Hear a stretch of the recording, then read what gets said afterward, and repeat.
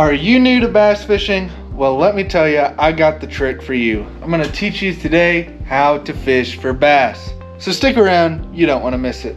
What is up, YouTube fam? TGB Fishing Outdoors, and that is right. So, you guys might be new to fishing. Some of you, if not, well, hey, good for you. But there's some people out there that are brand new to fishing, and that is great. Brand new to bass fishing. And you might see all of this tackle on the wall. You might see all of these rods, and you see all of these tackle boxes full, and you think, where do I even begin? Well, today I have the video for you. I'm taking it back to basics for everybody that's new to fishing or wants to teach somebody, and they're like, I'm way up here and I don't know how to teach somebody. I got 3 combos, okay? You can throw all of these lures I'm about to throw today on a spinning combo or a spin cast, like your Zebco 33 right there. You can throw all of this stuff on those. You don't have to go out and buy a bait caster. It is just a little bit more helpful with some of them, but not all of them. So I know it's kind of a weird angle, but what I have rigged up, once again, you throw this all on spinning gear, which is like this rod and reel right here. Okay, this video is going to be very beginner based, very simple terms. It might be long, but I want the beginner fisherman to understand the basics. Now, I won't go into the knot tying, all the weights and all of that stuff. That's for a later date, probably this winter, just saying.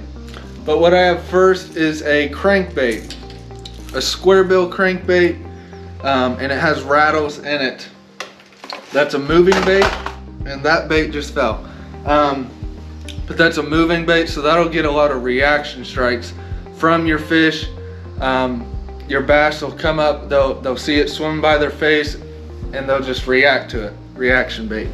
The reason why I have a square bill crankbait is because I fish around wood and rocks, and that's a lot easier than a lipless crankbait like this white one here. It doesn't have a plastic tip on the end. I'll make a whole bunch of beginning fishing videos in the winter. The next one up is actually the first bait I believe that I actually started truly bass fishing with. Sorry about that, windy in here. And that is I cannot hit my rod, a ribbon tail worm on a Texas rig. I'll make a video for that this winter. So a worm, very simple, you just hop it. Ribbon tail worm, you can do a lot more than a stick bait, which a lot of people tend to go for when they're beginning fishing. Ribbon tail worm, you can hop it and swim it, you can move it. There's a lot more versatility than just different rigging types for a stick bait. That works great as well. Also, you can do the same thing what I'm about to do with a ribbon tail worm. So that is my second one. And the third one, you can catch any species with this pretty much. And that is an inline spinner, rooster tail, whatever you want to call it. This is a Blue Fox inline spinner, and I have this on a spinning setup. So all this does is this little blade here, it spins and flashes, and the fish react to it. So that's pretty much it. But before we head on over to the pond, so if you guys are new, I'm trying to hit 500 subscribers for the end of Halloween. If I do, I'll be giving away, if I can get this out, one of these, okay, mystery tackle box juggernaut boxes. This is $100, by the way, $100. If we hit 500 subscribers, it's going to 1 subscriber. There we go, just simple like that. So there's that, and if we hit 1,000 subscribers before the end of the year, I'll be giving away 2 of those juggernaut boxes, and I have 2 casting rods and 1 spinning combo that I'll give away. So there's 2 winners and a winner for the combos, so that's, boom, 3 winners if we hit 1,000 subscribers for the end of the year. But before we head on over to the pond, I want to say the verse of the day, which I do in every video. And it's actually coming from this shirt I'm wearing right now. It says, Jesus said, go fishing, Luke 5:4. So the verse of the day is Luke 5:4. When he had finished speaking, he said to Simon, put out into deep water and let down the nets for a catch.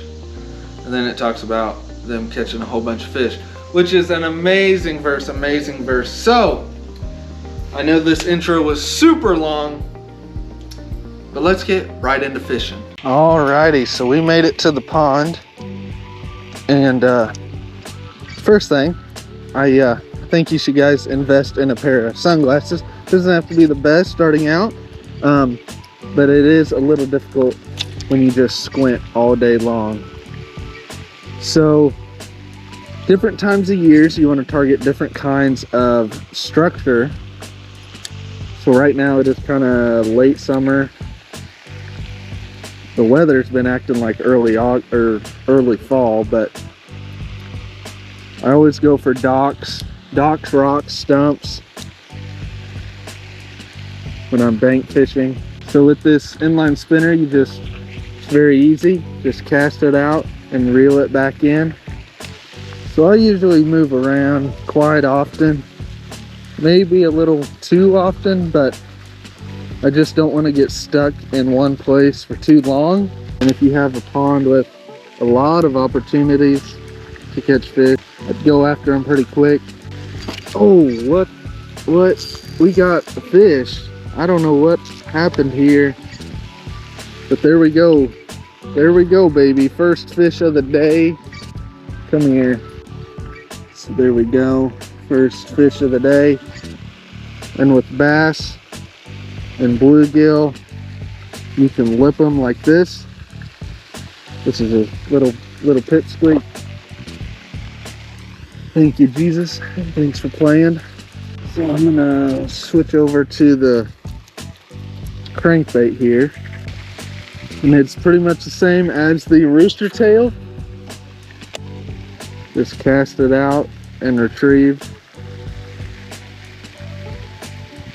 Now it will feel a whole lot different. Like, I don't know if you can see my rod tip, but it's kind of going crazy.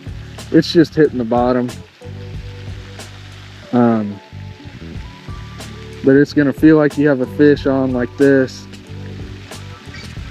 until when you actually do have a fish, and then it's gonna stop going crazy like that.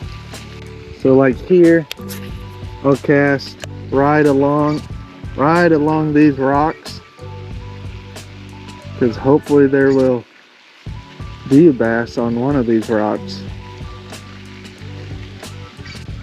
Maybe let's try the old ribbon-tail worm.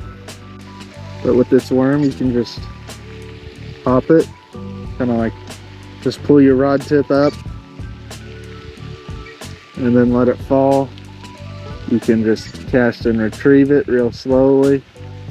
You can drag it to where you just pull your rod very slowly. If you're not getting bites hopping it, you can try dragging it. You can try just reeling it. That's why I like the ribbon-tail worm so much, because it's so versatile and I don't have to change anything really. Also, as I'm walking, I know I'm kind of a blabbermouth here, just trying to give you guys as much tips as I possibly can. So you see the wind is blowing in my face right now, which is blowing the water this way. So when you're bank fishing, you'll want to cast out into the wind and drag it back. It might be a little bit harder to cast into, but the bait is going to look a lot more natural coming back because the water's pushing everything this way. So it pushes the little bacteria the bluegill eat up onto this shore, which pushes the bass right behind the bluegill or crawfish or whatever forage the bass is eating. But like here we have a fountain, so the water kind of moves all around. Like you can see out here, the water's moving to me and it's moving out all at the same time. In the summertime, you're gonna have a better chance at finding bluegill up shallow. You want to target bluegill, hit up shallow points, because they'll be spawning all summer long. and the bass are right behind them, sometimes up shallow too. It's all in a matter of finding the fish. That's the tricky part, finding the fish. Then once you find them, it's pretty easy from there.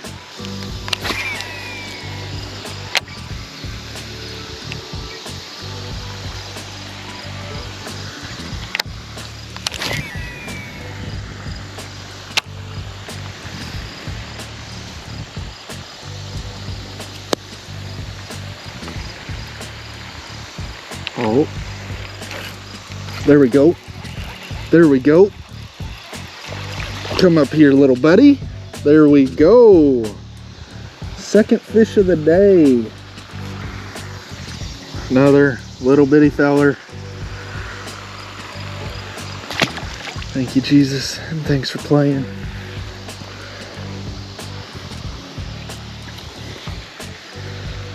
So when you're hopping a worm, or really when you're, I'm gonna get a little technical, when you're doing anything with like a Texas rig, pretty much anything, you want to reel in your slack line before you set the hook, because if you set the hook, like I have slack line right now, if I set the hook, I don't have enough force to drive that hook through the fish's mouth. So you'll want to reel it up until that line gets tight, and then just unleash, you know, all of your power on them if you want. And alrighty guys, so that's gonna wrap it up here. I know I talked probably way more than what you wanted to hear, but if you're a beginner, just absorb all of that like a sponge. The ribbon tail worm, crankbait, and the inline spinner are all great baits to first start out on. And you can use it on any rod and reel you have. 2 fish today. I didn't want to absolutely pound the fish, just because, hey, let's save them for some other videos, you know. But hopefully you guys enjoyed this video. I'm gonna try to do a lot more beginner themed videos towards the end of the year here. I got challenges that I want to do also, but they're gonna be more towards beginners, because some of my viewers are talking to new fishermen, and they're trying to get their kids, grandkids into fishing, and they show them these videos, and I want a video that they can show them, and so they can show their friends, and so everybody in the world can go fishing, because who can be mad and upset when you're fishing? And remember, it's fishing, it's not catching. So I have to learn that too. But with that being said, thank you guys so much for tuning in. Take the verse today with you. Be sure to be subscribed if you're new, and I'll catch you guys on the water. Peace.